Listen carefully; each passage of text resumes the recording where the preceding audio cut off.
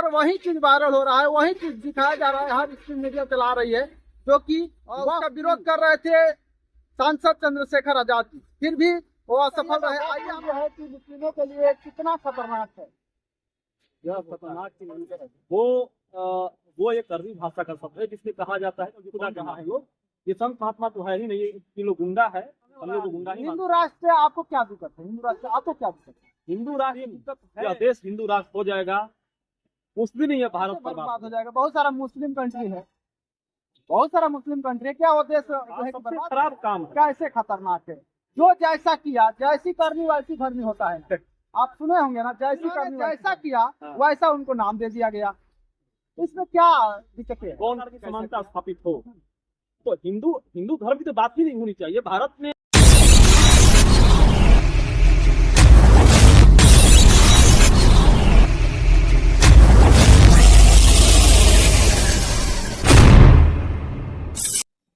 तो नमस्कार, आप देख रहे हैं पब्लिक की बात। मैं सुरेश सागर। जैसे कि मैं बता दूं कि पूरे भारत में यूट्यूब, सोशल मीडिया और पूरे कानूनी स्तर पर देखा जाए तो हर क्षेत्र में जो है कि विचार मचा हुआ है। यूट्यूब पर वही चीज वायरल हो रहा है, वही चीज दिखाया जा रहा है, हर स्ट्रीम मीडिया चला रही है, जो कि वक्फ बिल को पास कर दिया गया है, जो कि जोरदार जो है कि उसका विरोध कर रहे थे सांसद चंद्रशेखर आजाद जी, फिर भी वो असफल रहे। आइए हम इनसे बातें करेंगे। सबसे पहले स्वागत है जी, बहुत बहुत शुक्रिया। क्या कहिएगा, वक्फ बिल जो है कि मुस्लिमों के लिए कितना खतरनाक है? यह खतरनाक ही नहीं है, बल्कि मुस्लिम समाज के लिए ये सबसे नुकसानदेह होने वाला है। वक्फ जो होता है वो एक अरबी भाषा का शब्द है जिसमें कहा जाता है खुदा के नाम पर, यानी कि मुसलमान समाज का जो व्यक्ति, वो माने कोई भी व्यक्ति, वो क्या करता है, जमीनें दान करता है। ठीक है, तो जमीन दान करता है तो बाद में वो समाज इस्लाम धर्म में जो मान्यता है उसके अनुसार वो उसके स्कूल बना दे या मस्जिद बना दे या मदरसा बना दे, ये उसके ऊपर डिपेंड करता है। भारत का संविधान यह कतई आजादी किसी को नहीं देता है कि कोई भी व्यक्ति दूसरे धर्म में जाके इंटरफेयर करे। लेकिन यह दुर्भाग्य है कि जो आदमी रात दिन हिंदू राष्ट्र बनाने की मांग करता है, और भारत में जो संत महात्मा आजकल जो बन रहा है लोग, ये संत महात्मा तो है ही नहीं, ये लोग गुंडा है, हम लोग को गुंडा ही मानते हैं। तो ये रात दिन हिंदू हिंदू हिंदू हिंदू क्या आप बात करते हैं? नरेंद्र मोदी जी गुंडा है और योगी जी गुंडा है, कौन गुंडा है? अरे भाई, ये लोग रात दिन कह रहा है कि हम हिंदू राष्ट्र बनाएंगे, तो मुसलमानों का हितैषी कब से हो गया? हिंदू राष्ट्र बनाने वाला आदमी। हिंदू राष्ट्र से आपको क्या दिक्कत है? हिंदू राष्ट्र से आपको क्या दिक्कत है? हिंदू राष्ट्र की दिक्कत है, हमको ही नहीं दिक्कत है, बल्कि पूरे समाज को, पूरे देश को दिक्कत है। यह बाबा साहब ने कहा कि जिस दिन यह देश हिंदू राष्ट्र हो जाएगा उस दिन ही यह भारत बर्बाद हो जाएगा। ये बाबा साहब का कसम। कैसे बर्बाद हो जाएगा? बहुत सारा मुस्लिम कंट्री है, बहुत सारा मुस्लिम कंट्री है, क्या वो देश जो है कि बर्बाद हो रहा है? इसलिए भारत में जो हिंदू, सो कॉल्ड हिंदू की जो बात होती है, हिंदू तो यह ऊपरी आवरण है, समझे? हिंदू होना और हिंदू के नाम पे राजनीति करना, दूसरी बात, दो बात हो गई। तो एससी भी अपने आप को हिंदू मानता है, एसटी भी मानता है, ओबीसी भी मानता है, लेकिन हिंदू अगर सच में अगर ये लोग मानता तो फिर समानता होती ना। हिंदू में फिर चमार, आप देखिए हिंदू में ही चमार है, लेकिन वो घोड़ी पर चढ़ता है तो एक समाज उसका विरोध करता है। क्यों विरोध करता है? क्या वो हिंदू समाज से नहीं है? है कि नहीं है? आप जानते हैं ना, हिंदू से है, लेकिन हिंदुओं में भी जो है जातियों में बांट दिया गया है। जाति व्यवस्था इस धर्म का सबसे खतरनाक पहलू है। हिंदू धर्म में जाति व्यवस्था सबसे खराब काम है। कैसे खतरनाक है? जो जैसा किया जैसी करनी वैसी भरनी होता है। आप सुने होंगे ना, जैसी करनी वैसी भरनी। जिन्होंने जैसा किया वैसा उनको नाम दे दिया गया। इसमें क्या दिक्कत है? कौन कैसा किया? संविधान बनने से पहले कोई प्रधानमंत्री बनता था क्या? संविधान बनने से पहले कितना चमार डीएम बना होगा? आपको याद होगा? आप पता करिए, नहीं होगा। तो संविधान बना तब में कोई चमार बन रहा है, डीएम कोई यादव दरोगा बन रहा है, कोई कुशवाहा प्रेसिडेंट बन रहा है, चाहे वो कोई बड़ा अधिकारी बन रहा है। संविधान बनने के बाद में बन रहा है, उससे पहले तो बनता नहीं था। नहीं।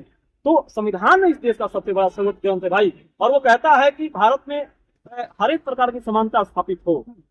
तो हिंदू धर्म की तो बात ही नहीं होनी चाहिए। भारत में विविधता है, हर एक धर्म के लोग हैं। यही इस धर्म की सबसे खूबसूरती है कि बौद्ध है, जैन है, ईसाई है, क्रिश्चियन है, हिंदू है, मुसलमान है, और सभी लोग बहुत प्रेम और भाईचारे के साथ इस देश में रहते हैं। यह इस देश की ताकत है और इसको हम लोग बचा के रखना चाहते हैं। मतलब कि वक्फ बिल के बारे में आप क्या कहेंगे? वक्फ बिल जो है कि क्या है, कितना खतरनाक है लोगों के लिए, जो मुस्लिमों के लिए? ऐसा मतलब वोट बिल पास हुआ है तो गलत हुआ है या सही है? बिल्कुल गलत, बिल्कुल गलत है। अच्छा यह बताइए, हम कह रहे हैं क्योंकि भारत का संविधान में कहा कि भारत का संविधान भी किसी को यह आजादी नहीं देता है कि वो दूसरे धर्म जाकर के इंटरफेयर करे। तो मैंने शुरू में ही कहा कि जो व्यक्ति रात दिन हिंदू राष्ट्र बनाने की मांग करता है वो मुसलमानों का हित ऐसी कब से हो गया, यह मेरा प्रश्न है। और दूसरी बात, यह नुकसान कैसे है? आपको मैं बता दूं, एक घटना, एक न्यूज मैंने पढ़ा था कि जो अंबानी का घर इंटीरिया है वो वक्त की जो जमीन है उसके ऊपर बना हुआ है, अवैध कब्जा कर। तो हमारा यह संदेश है, वो कितना सही है मैं नहीं बता सकता, लेकिन यह न्यूज में आया है और कहिएगा तो हम दिखा भी देंगे। तो हमारा यह अनुमान है कि यह वक्त बिल ला करके यह जो उनकी जो मुसलमानों का जो जमीन है, इस्लाम धर्म में जो जमीन दान की जाती है, उस जमीन को क्या करना है, सरकार अपने कब्जे में लेना चाहती है और उस जमीन को अडानी अंबानी को देना चाहती है। यही इसका मकसद है, इससे ज्यादा कोई मकसद नहीं है बस। जैसे कि आपने सुन पा रहे हैं कि ये जो है कि भारत में पूरा भूचाल मचा हुआ है वक्फ बिल को लेकर के। वक्फ बिल जो है कि उसका बहुत सारा विरोध किए लोग, लेकिन फिर भी असफल रहे, यानी कि कोर्ट ने उसे जाहिर स्तर पे जो है कि मंजूरी दे दी है और वह बिल जो है कि पास कर दिया गया है। अब आगे क्या होता है ये तो समय बताएगा। एक और बात हो रहा है कि मतलब कि योगी जो है कि कह रहे हैं कि हम फुल टाइमर नहीं है, इस पर क्या करें? तो फुल टाइमर है तो क्या काम है उसका? वो काहे लिए सत्ता में आया है, काहे लिए चुनाव लड़ता है? चुनाव से इस्तीफा दे दे, चुनाव ही मत लड़े। मुख्यमंत्री काहे बनकर बैठा हुआ है? यह गेरुआ वस्त्र को बदनाम कर रहा है लोग। सनातन जो परंपरा है वो बुद्ध की परंपरा है, इसकी परंपरा नहीं है, वो बुद्ध की परंपरा है। लोग तो जानबूझकर कहता है कि सनातन सनातन नाट्य रहता है, केसरिया गेरुआ वस्त्र पहन करके उस वस्त्र को ये लोग बदनाम कर रहा है। कभी यूपी में बहुत, वो भी जो है जब से आए हुए हैं यूपी में वो भी बवाल मचाए हुए हैं। किसी के घरों पर बुलडोजर चला देते हैं तो किसी के सब्जियों पर भी बुलडोजर चल जा रहा है। क्या कहिएगा यूपी के? ये तनाशाह बनने का इनको शौक है, लेकिन ये बन नहीं पाएंगे। दुनिया में बड़े से बड़े दो तनाशाह आए गए, उनका समय बहुत दिन तक नहीं रहा।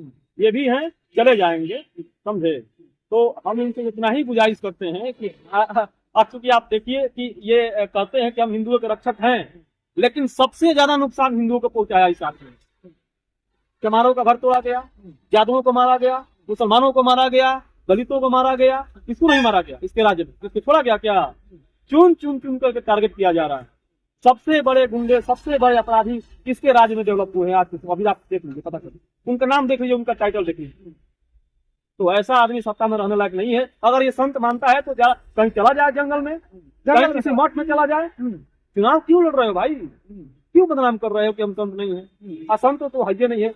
इन लोगों को आरएसएस के कार्यालय से फोन आता है और आरएसएस के इशारे पे लोग काम करते हैं। आरएसएस में जो काम करता है वो फुल टाइमर काम करता है। जैसे कि आपने सुना, उनको सत्ता में नहीं रहना चाहिए, उनको जा करके मठ लगवाना चाहिए, इनका कहना। लगातार बने रहे और देखते रहे पब्लिक की बात।